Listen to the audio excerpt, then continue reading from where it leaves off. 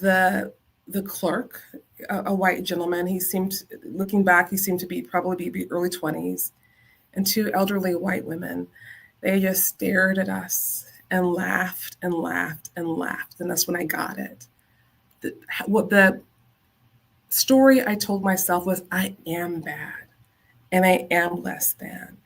And finally, it was like that moment, that clarion moment, everything else kind of that preceded it made sense. Like it made sense why I was called the N-word, as my family were driving down the street. It made sense why his name is Derek, actually.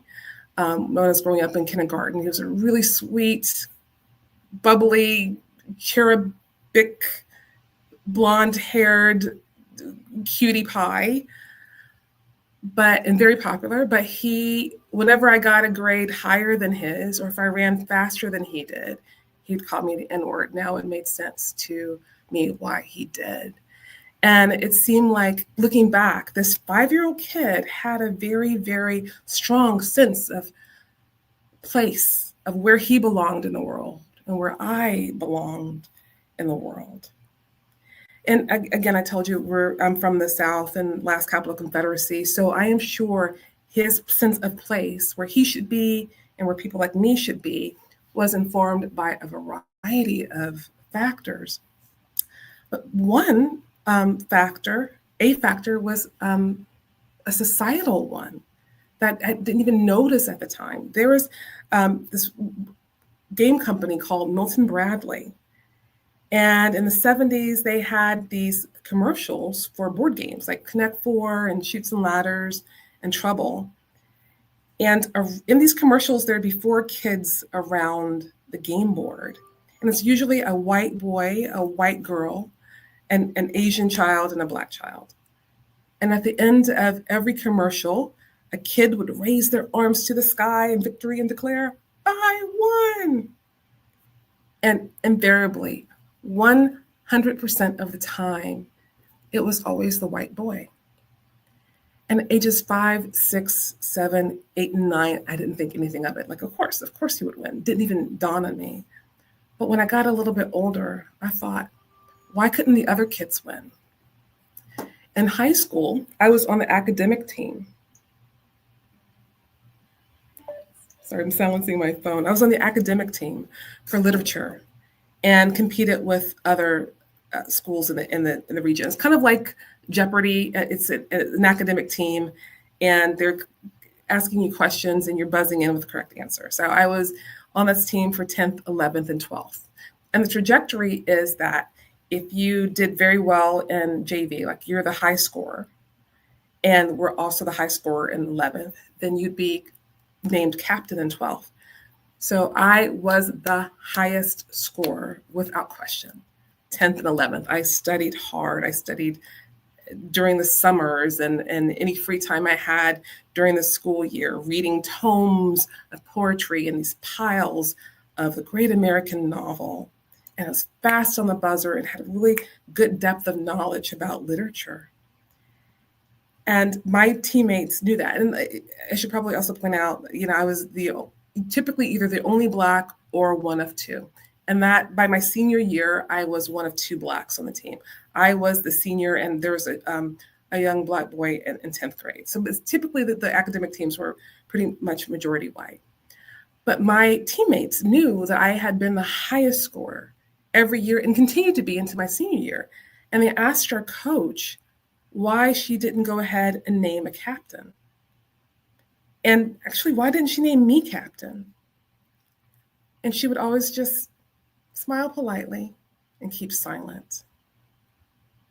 And the thing was, she would rather not name a captain at all than to have to name me, a Black person, as captain. It bothered me, but I think, of course, but I didn't feel like I could say anything back then. One day, it was there's this regional quiz show that's televised, and it's for the top academic team performers in the region. And I didn't know anything about it. I didn't know anything about it until, well, I'd seen it. I'd seen it and watched it on TV and had always dreamed of kind of being on that show. But one day I heard her speak to the number 2 player. Her name was Lisa, and who was white. And they were talking about it. The coach was asking her, "Oh, how did it go on Saturday?" And then Lisa responded, "My coach never told me about it. She never even gave me the chance to compete." As I had mentioned at the top of the speech, I have other examples that range from the recent time now to back with childhood that time doesn't permit me to go into. And gratefully, the racist incidents have become fewer and farther between as I've gotten older. So we are still a country that's making huge strides to a more perfect union. And diversity and equity inclusion for me means to allow all people, regardless of race, age, gender, ethnicity, sexual orientation, culture, a place at the table. It means all being welcomed around that game board and having a fair opportunity to win.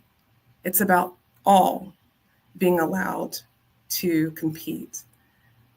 And so tying this back into Mike Pence's speech about calling strikes, strikes, fouls, balls, I believe in Martin Luther King's dream to have people judged by the content of a character and not the color of their skin. We're getting there, and we are moving toward a more even playing field. That is a home run. But the rhetoric of contempt that is dominating these days, rolling back efforts to invite all people to the table, negating past history, banning books in military schools that deal with the acceptance of others and of people of color, of people of different orientations, even denying people's current lived experience, and that's a foul. The trauma had been that because I had considered myself less than, because society thought I was less than, I told myself that I didn't have a right to speak to people, like I couldn't speak. And I find my life now in middle age working to dismantle that. And joining Toastmasters was one way to dismantle that. Like I can speak, and I can speak to people, and I have a voice. And I want to use this voice to call a strike, and a ball, and a foul. Thank you, Ra.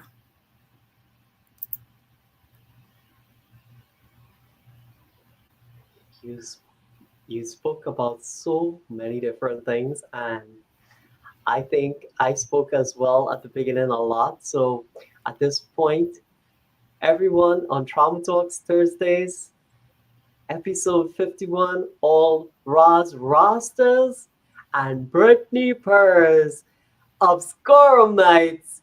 Hey, let me bring up my co-host who we've been missing for the past week, Brettney Perr. Hello, Brettney. Hello.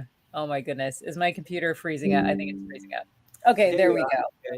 Okay. Now we're good. Oh my goodness. Tamara, you are such a phenomenal speaker, and in incredible journey that you've gone through. And it's not like anything, like you don't burden yourself with it.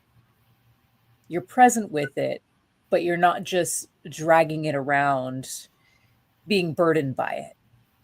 And I think that's the most amazing and powerful thing for someone who has dealt with that as a child, to come through that, be able to share the story, but with understanding, compassion, and true strength behind it. So I applaud you on sharing your story with us tonight. And thank you for being here.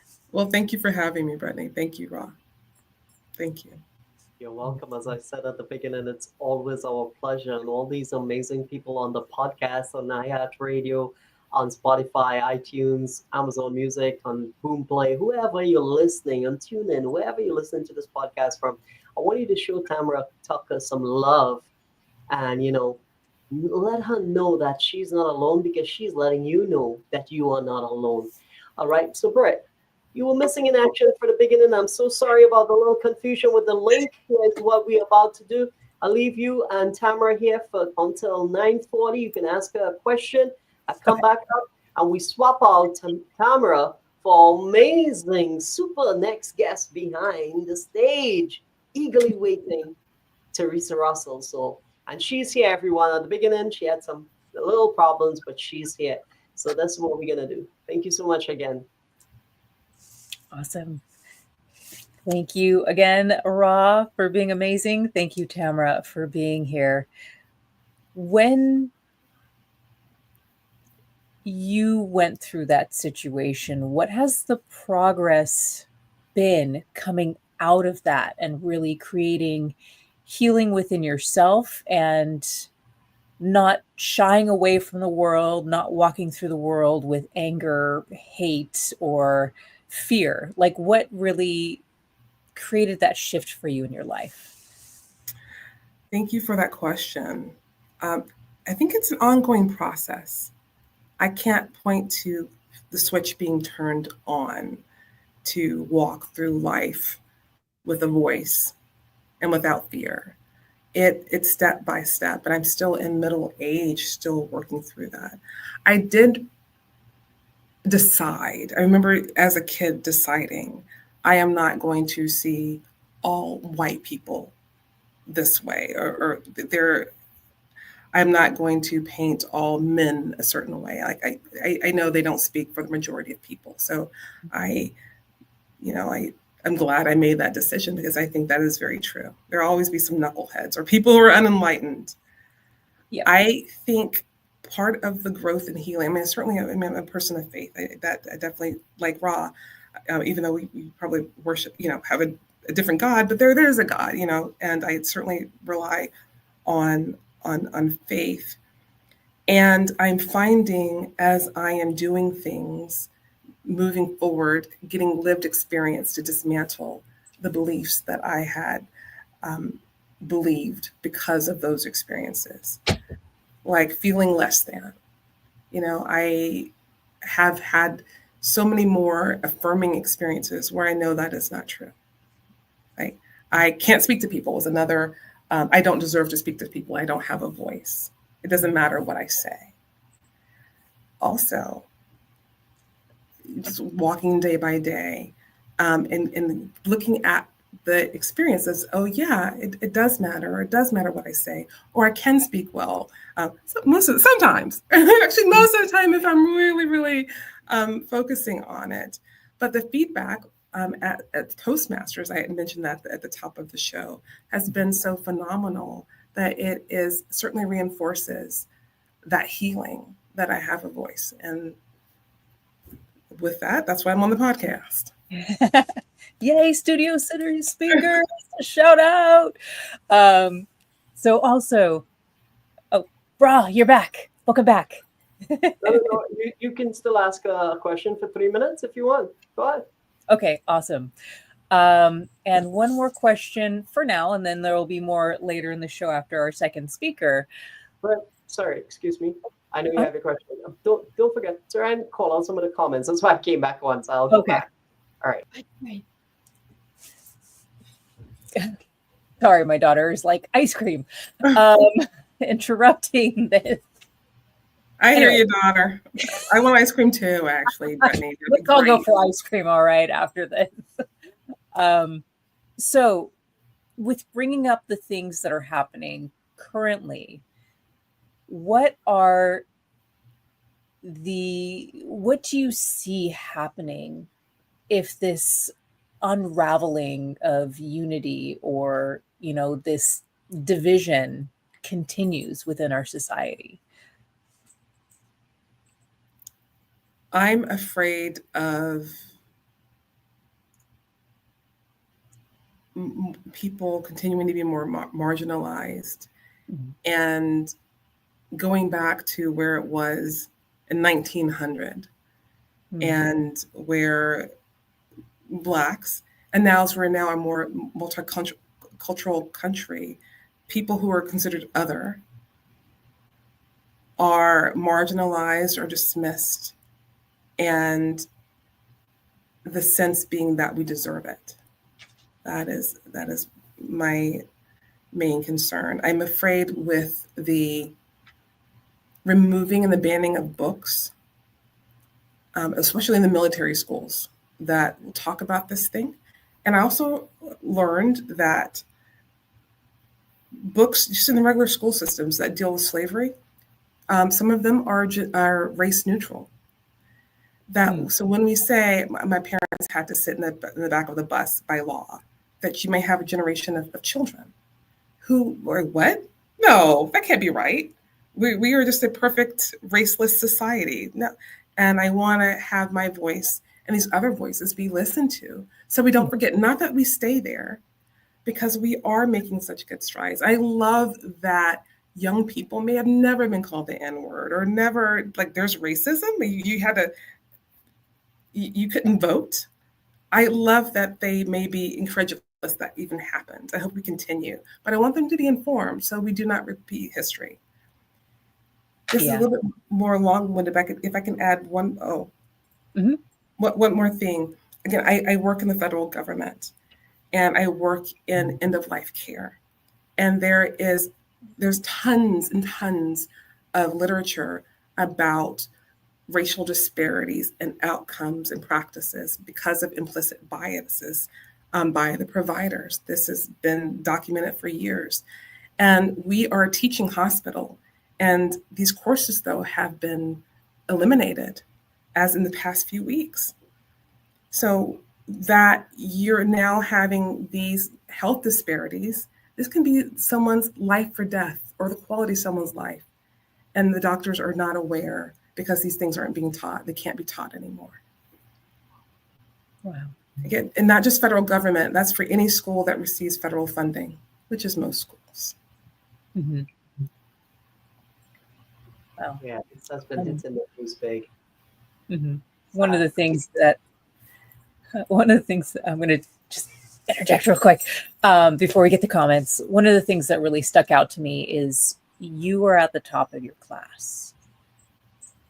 And the fact that people are willing to not recognize that and ultimately stunt brilliance, stunt our society just over skin tone is very disturbing for me. Like, imagine how far you could have gone or the imprint you could have made within the world had they just gone, you know what? She's at the top of her class. Let's let her shine.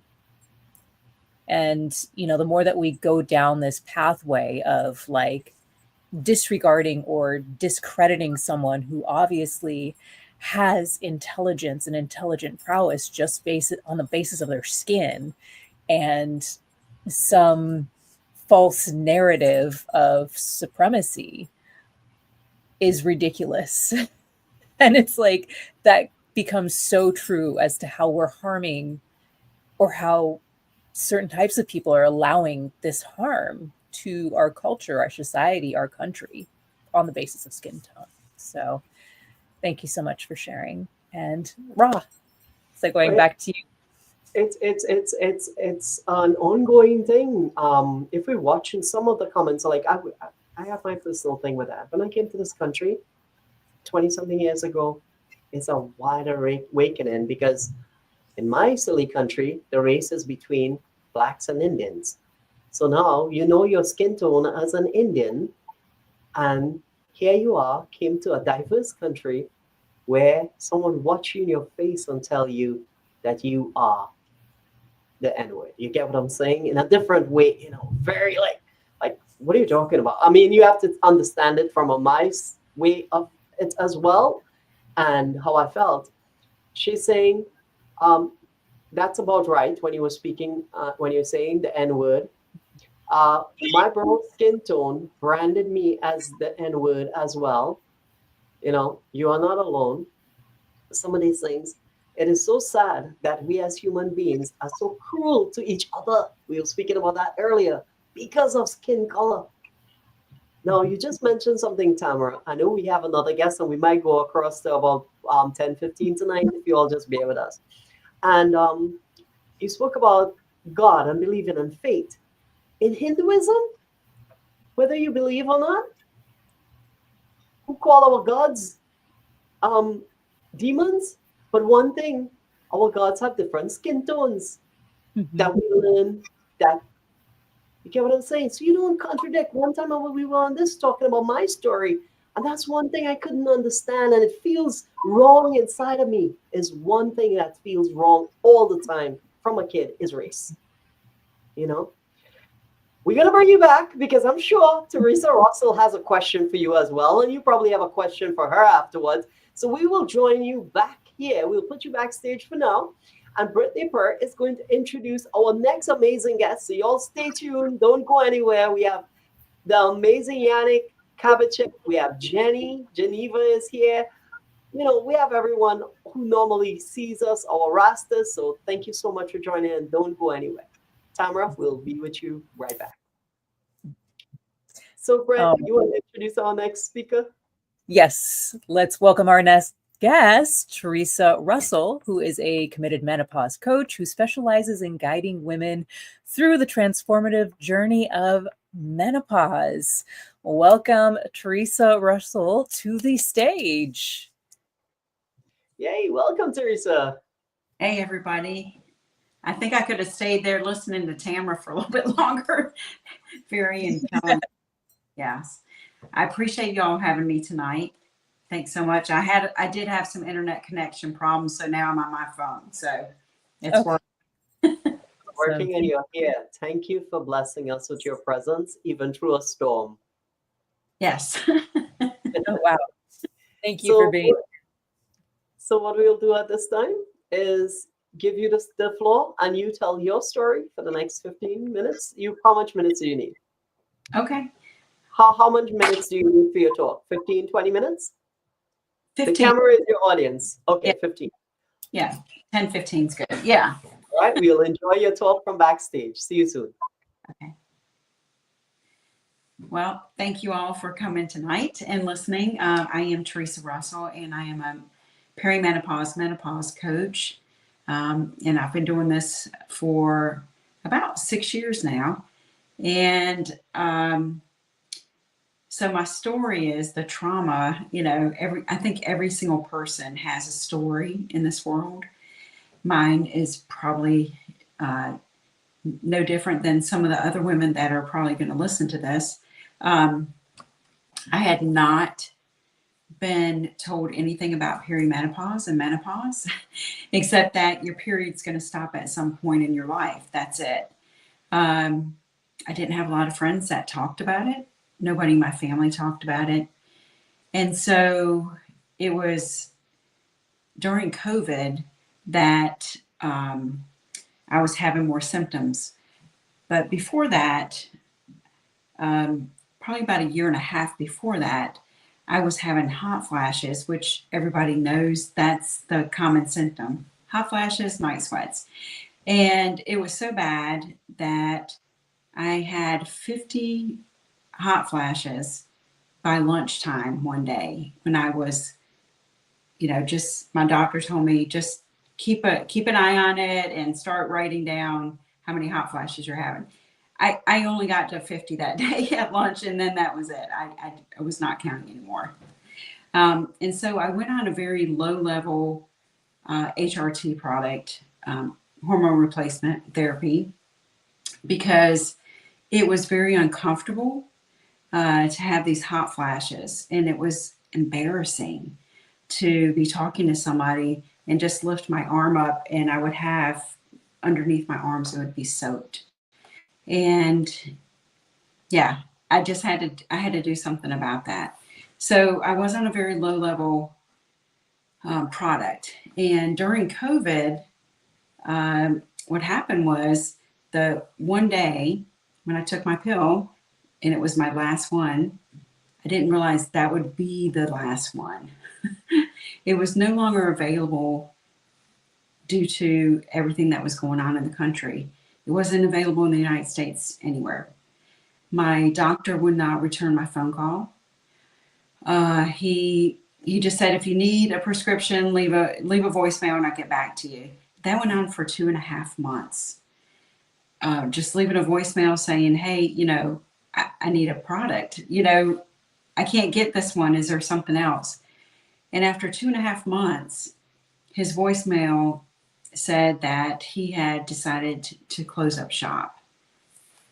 So I had no doctor. My primary care physician had decided to retire. And you couldn't get in with a new doctor because doctors didn't even want to see their own patients because so much was going on in this country. And everybody was afraid. It was right at the very beginning of COVID. I didn't know what to do. Of course, my flashes started coming back like crazy.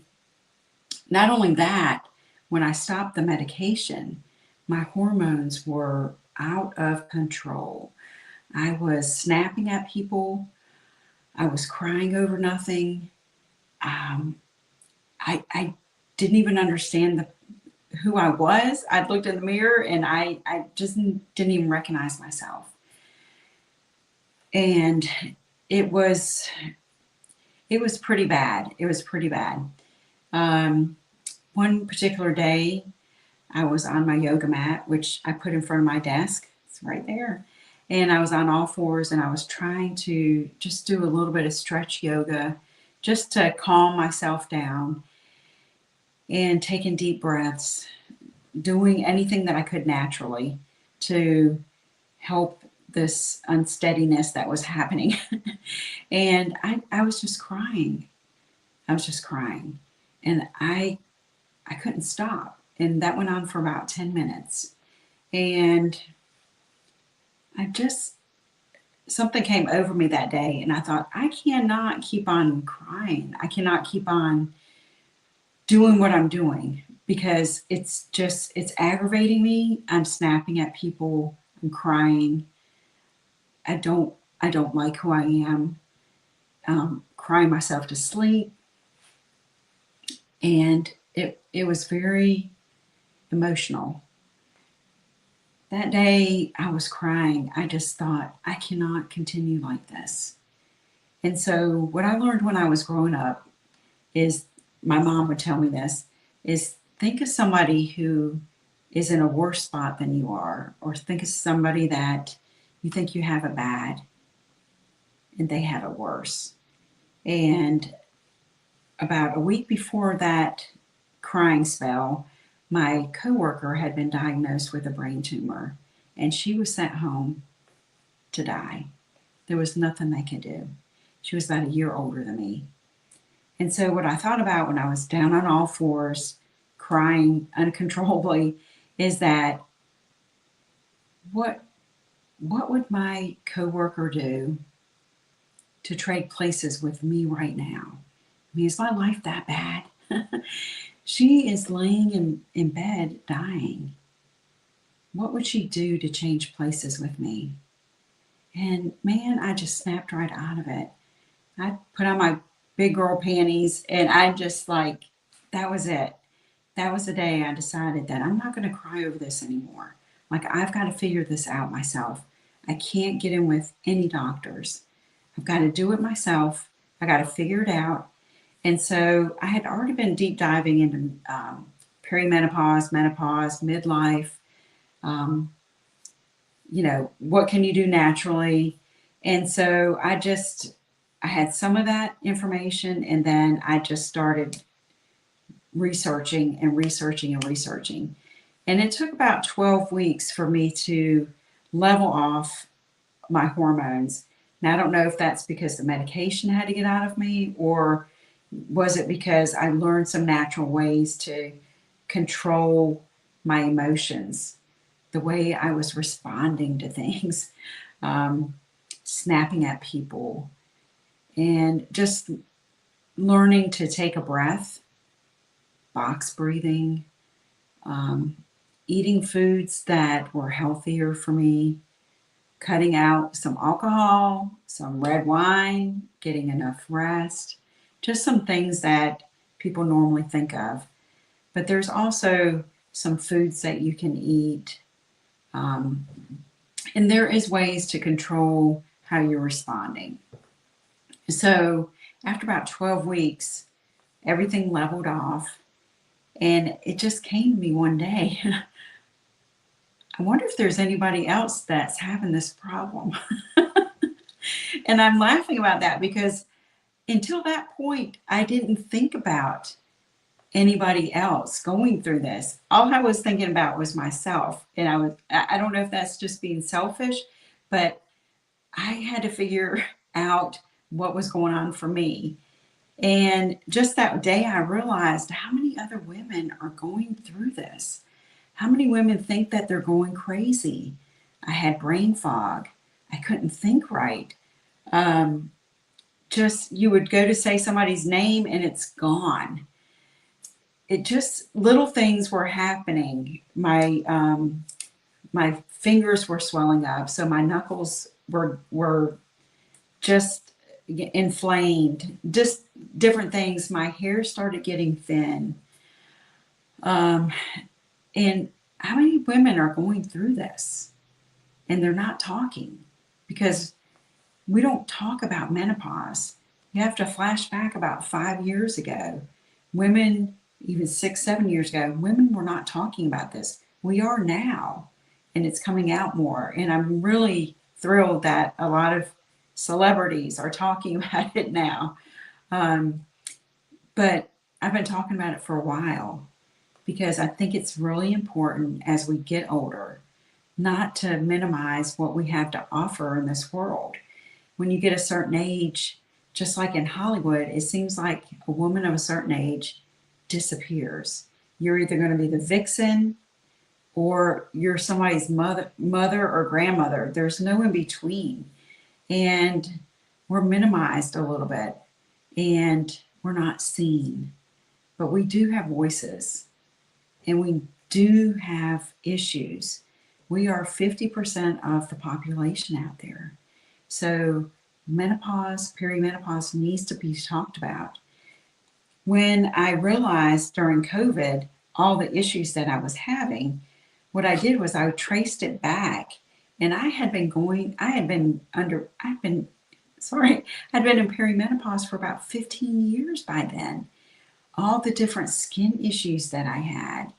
First, it started with I had hyper and hypopigmentation on my face. I got melasma. Then I ended up getting rosacea. The dermatologist, said, "Hey, be happy. You've almost had every single thing that there is."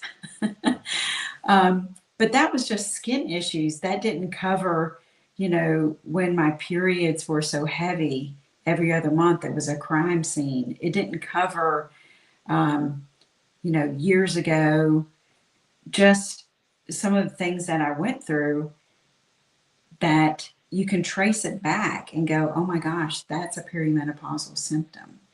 And there are a lot of women out there that are struggling with symptoms. They don't understand that they are in perimenopause. I have several friends right now that are in their late 40s, early 50s, and they don't think that they're in perimenopause yet. They are. If you talk to me long enough and you tell me some of the things that are going on in your life, I'm going to tell you you're probably in perimenopause. Because there are so many symptoms that are out there that we're not aware of or that we don't think about. Most of the time when you're going through perimenopause, the age, you might have some younger kids at home, or you could be taking care of elderly parents. Most of the time women are at the bottom of the to-do list. So you're taking care of everybody else, and you're going to get to that later. And so you just keep putting it to the side. But really, you need to put yourself on the to-do list. You need to be at the top of the to-do list. And it's just like being on the plane where they say, when the oxygen mask comes down, you put it on yourself first, tighten it up, and then you help the younger people, your children. But you have to put it on first. And I think that women, they don't take care of themselves the way they're supposed to. We don't prioritize ourselves. We don't take any me time because you feel guilty about it. So there's some guilt in there as well. But ladies, you need to take care of yourself first.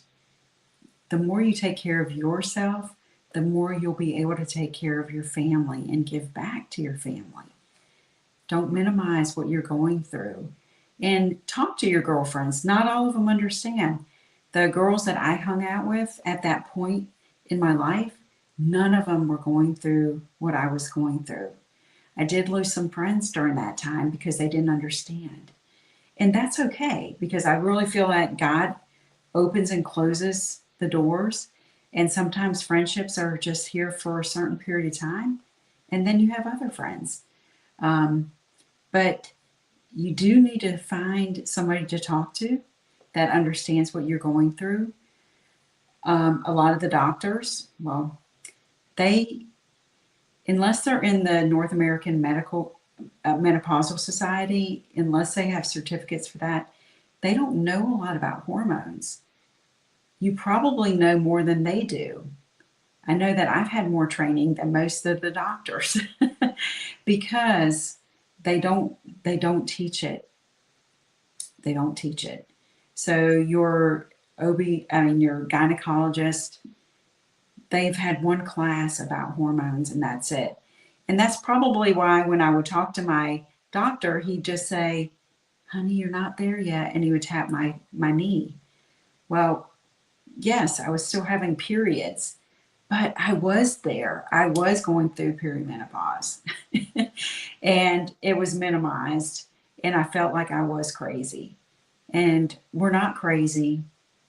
So, again, make sure you're talking to a friend or reach out to me, reach out to anybody that's going to listen to you, because you have not lost your mind. You are normal, and don't minimize it. Wow, I love this topic, and you know, it's good that someone can speak out about this.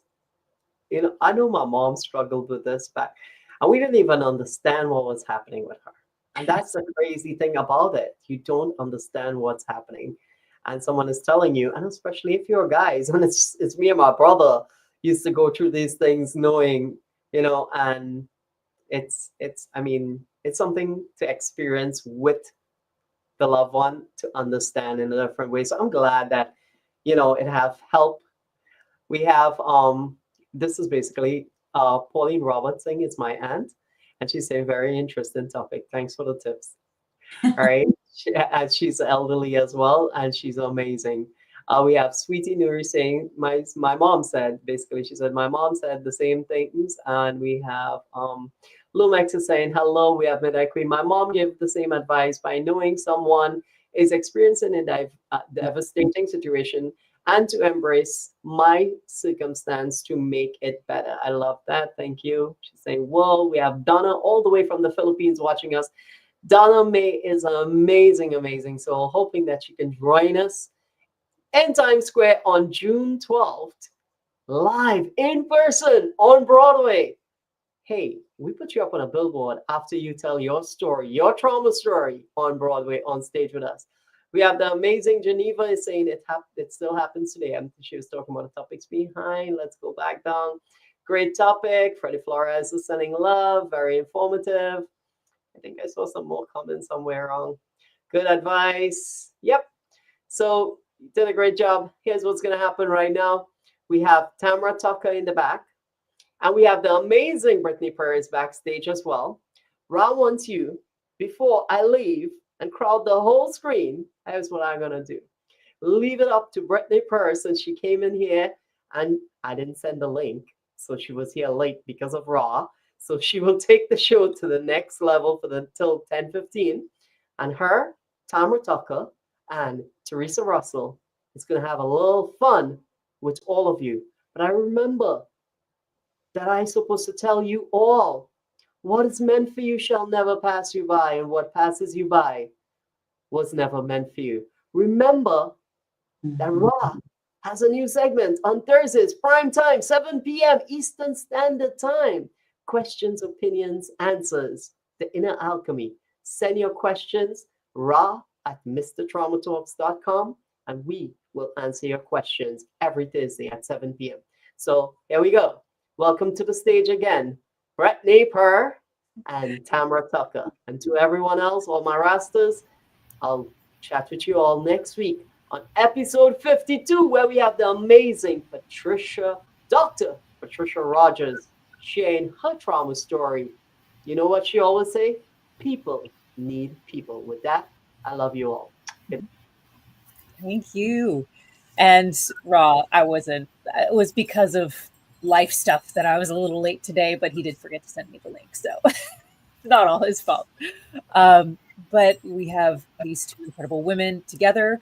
Feel free to ask each other questions if you have questions. If not, I will lead the panel discussion. So first off, I just want to really highlight the aspects of having diversity and inclusion and understanding the different experiences that we each have just based on our gender, based on our skin tone, based on these factors that have been overlooked in our society or have been suppressed in some way, shape, or form. And it just needs to stop because given both of these stories tonight, we get a glimpse of what it's like on the other side. We get a glimpse of what it's like to have these experiences. And I really pray for those who are watching right now that you share these stories forward as part of our community. Help us to grow. Don't forget to like and subscribe and really make this community blossom, because this is what's needed in the world, to hear each other's voices, but not in a way of combativeness, but in a way of understanding the stories of those who have lived it and really taking it in. So thank you again, Theresa and Tamara. And Theresa, I'll start with you. Within this situation of navigating menopause, which is still such a conundrum within our society, it's still up in arms for how to treat it, how to spot the symptoms. It's not talked about. I've even found out that men don't even know much about periods, and they have some crazy ideas about it. What is the most shocking thing when you, like, what is the most shocking piece of misinformation around menopause and menopausal symptoms that people kind of bring up around you? I think that there's such a misconception about, you know, what can I do? What fixes what? Hormone replacement therapy, is good for certain things, but it's not good for other things. So I think the misconception is that people just think they need to get on a medication right away, and that's going to fix every single thing that happens. But really, like, hormone replacement therapy is good for night sweats. It's good for hot flashes. It's not going to fix some of the other symptoms that people have. And I think some women just take it thinking it's going to fix everything, and it doesn't. And I do like natural remedies. I do like using natural products. So for me to have gone on it for about a year and a half, I mean, that was just taking a leap, and I had to. I mean, I felt like I had to, because the worst thing that happened was I was talking to the president of a company, and I was selling myself to him as far as what I could do. And I was very relaxed. I was not nervous at all. And I was sitting there, and I was kind of like, my arm was kind of propped up because we were kind of chit-chatting. And after that, I went into the bathroom. And when I got up there to wash my hands, I looked down, and the outfit I had on was just totally wet. I mean, I was so embarrassed. And the thought about is that he's going to think that I was nervous. He's going to think that I'm not worthy of what I just told him I could do for him, and my value, because I was selling myself as far as how much I wanted to be paid for this such service that I was going to do. And it was just, that was the point where I was just like, I'm going to get on something, because I can't have a situation like that happen again. I just don't want to be taking that. I'm embarrassed.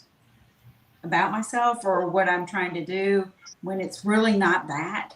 It's just I've got a waterfall under both arms. And yeah, that was bad. Brettney, if I may interject. Yes. Miss Theresa, I loved what you said. I did not even know there was such a thing as menopause coach. You know, I've been experienced this for several years now and have gotten it all through YouTube, pretty much, and a magazine here and there. Boy, you would have simplified a lot of things. My goodness. You know, I had read and heard whispers of there would be companies who would be creating like time off, like reasonable accommodation for women who are experiencing severe menopause symptoms, which I thought is brilliant. Yes, the same thing, the profuse sweating in the middle of a meeting or meeting a patient or whatever, and the brain fog and the fatigue. And I thought, what an excellent idea. So it may not happen during this administration, but I hope that this continues to be talked about and still purported. Mm-hmm. Hope so too. And I know in Europe, there are certain countries that do have that leave, menopause leave. We're just not there yet. We're just not there. But and now that the celebrities are in on it, I think that more is going to be talked about, which I'm very happy about, because I think the more that we talk about it, the more educated women will be. And my goal was just to help the next generation, because nobody talked to me about it, and it was just so foreign. And then I'm at the very end where I'm about to be finished with everything, and I realized, oh my gosh, all these symptoms have been going on for 15 years. And I kept asking my doctor, and he just kept saying, honey, you're not there. Honey, you're not there. And I was there. And I just don't want anybody else to go through what I did, because it was, as an example, my license plate, it says be bubbly, which is be happy. That's my license plate. And I wasn't. And I was just like, I'm not my license plate anymore. I'm just walking around crying about stupid stuff. I mean, just things that, my pencil broke. Ah! And when that happened, I was just like, okay, you can't react. I mean, you cannot, you just got to learn what to do and how to control some of this stuff. Mm-hmm. And the more we talk about it, just like what you were talking about earlier, the more we keep talking about things, the more it's just going to be mainstream talking. And I think it's going to help everybody. The next generation, hopefully, is going to be better than we are. That's my hope. Yep. All right. And Tamara, what are some of the worst misconceptions that you experienced in your youth that you still see today around race? That if you are of a certain color, mm-hmm. then you may not, or gender or age, or fill in the blank. Outside of straight white male, you got there because of some type of special program. You really didn't deserve your space at the table. Mm. And I thought we had gotten past that, because I am seeing so much diversity on television and in the workplace. And it just makes me proud. But when Kamala Harris ran, and Mike Johnson, right, the Speaker of the House for the Republican Party, had to tell his base, stop with the DEI stuff, because there's so many comments. Oh, she's just a DEI. She just got this because she's DEI, and just putting down her brilliance, her accomplishments, and dismissing it and marginalizing. I thought, oh boy, I thought we had gotten a little bit further than this. Yep. And I understand there's always going to be some people who, God bless them, but to have so many voices that even, again, the Speaker of the House is saying, please chill out with this stuff. And I also realize isn't gone. It may be increasing because when a few weeks ago, when the airplane crashed with the helicopter, Yep. and Trump says, it's DEI. You know it probably was. Our president is saying, this is how I received it. Probably was a Black person, probably was a sexual minority, probably was a person of color, probably was a woman, probably was fill in the blank. It was not a straight white male. We all know this is why that crash happened. So I think this is what put the fire, like, I need to start talking about this. Yeah, definitely. Because it's a huge misconception. As Theresa, as you were saying, like, the DEI, or diversity, equity, and inclusion, is including multiple people at the table and the experiences of us all.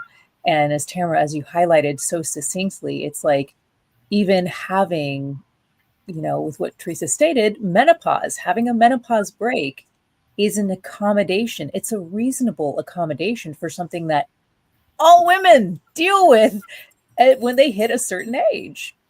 And those hormones start fluctuating, but yet to marginalize someone based on something that is natural, because there's nothing unnatural about the human condition, but yet it's being labeled as that.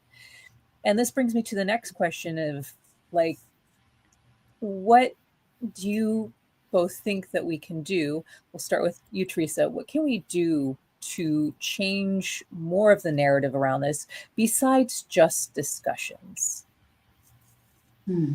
I think, well, education, that the doctors need to be educated, and they're not.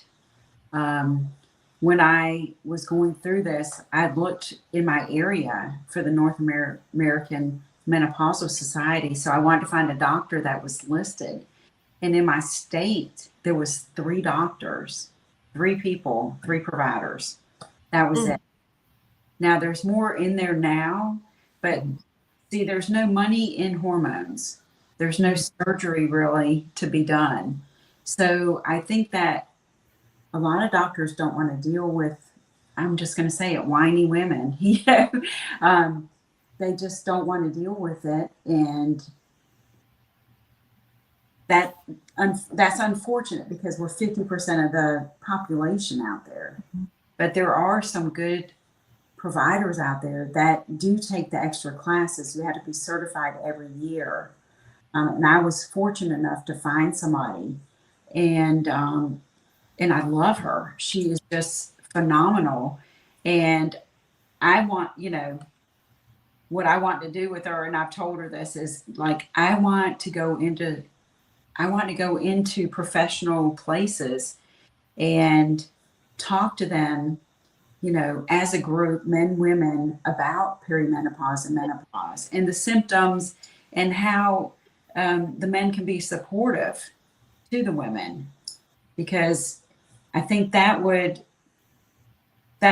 huge, because I think that there's a lot of separations and divorces I see in the after somebody's been together for like 20 something years, and if you can think about 4 or 5 people probably right off the top of your head, they get a certain age and then it's like they're separating, they're divorcing, and you're like, what happened?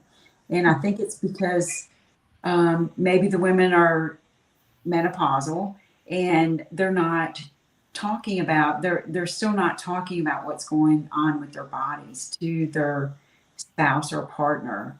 And luckily I did. I just said, listen, I don't know what's going on. I can't even figure out what's going on, so I can't even explain it to you. But I'm just going to say pause. And when I say that, I'm just walking out of the room for 5 or 10 minutes, and I'll be back. I'm coming back. But for those 5 or 10 minutes, I just need to be alone. And I don't know why I need to be alone. I can't even tell you that reason. But just being honest about talking like that, I think that will go far. I think that people can actually stay together and work through it, and there won't be quite as much separation and divorces. That's my opinion. I don't know if it's true, but I just see that I feel like that's a problem. Rod Stewart mentioned something like that.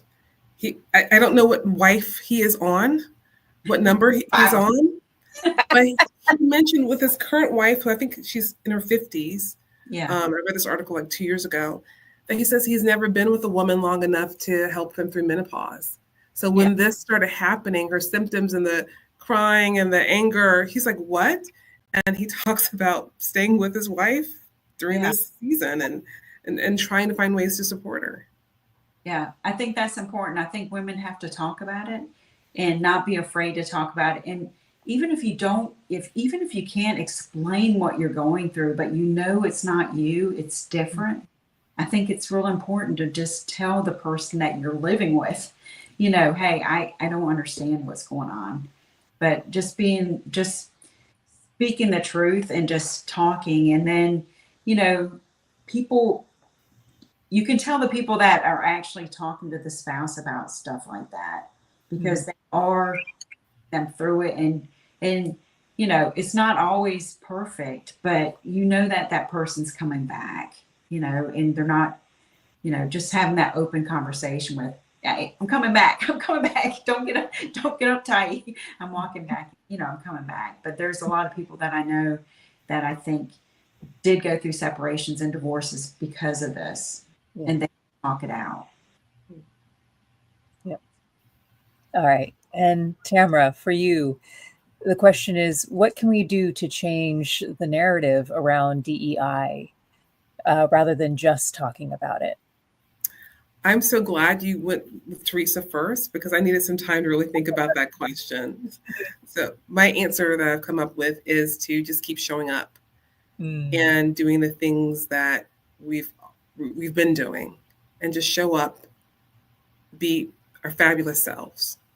Whether that is in a book club, whether it's a podcast, whether it's a concert, it's not letting external voices be your validation. Just know that you have the right to the space and keep showing up. Nice. Very succinctly put. Well done. Well put. And a few more last questions. The first one is, where can people find you? We'll start with Theresa and then we'll go with you, Tamara, as well. Well, I'm on Facebook. I have an Instagram as well. But Theresa Lester Russell is how you can find me. My maiden name is in there. And I have a personal Facebook group for women that want to menopause and learn more about it. So, yeah, that's how you can find me. And of course, LinkedIn is out there too. All right. And Tamara as well. Where can people find you? Okay, they can find me. I am on the Grow Therapy platform for therapists in California. I also have a website called storycelebrations.com, which is, I do something a little bit different. I work at the end of life, death doula type work, and also creating celebrations for people who are terminal or who are maybe are more have chronic illnesses that are ending, starting in their later stages, to create a celebration so they can transition their own way and say things that need to be said. So www.storycelebrations.com. Beautiful. Awesome. So, and then we have some comments. Hopefully you guys are seeing them on the screen. Diva Miss says, oh wait, let's start with Freddie gives love. Midnight Queen says, great topic. Donna May says, very informative. Viva Miss, tonight was so great. Thank you. Thank you, Viva. Sweetie says, good night. It was so good. And then love you all. That was me. For where to find Theresa and Tamara. Jenny says, thank you, ladies, for your stories and advice. Blessings and good night.